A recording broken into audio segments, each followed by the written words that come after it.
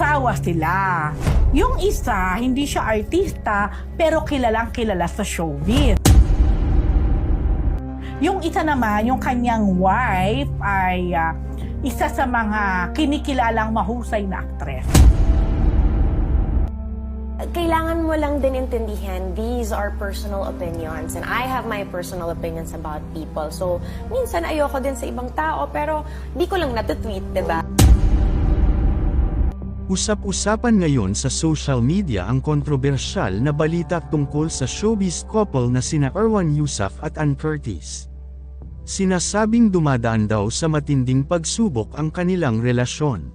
Totoo nga bang may ibang babae si Erwan? Tara, alamin natin ang buong detalye. Panoorin ang buong video. Kumusta mga idol? Mayroon naman tayong bagong chika sa inyo.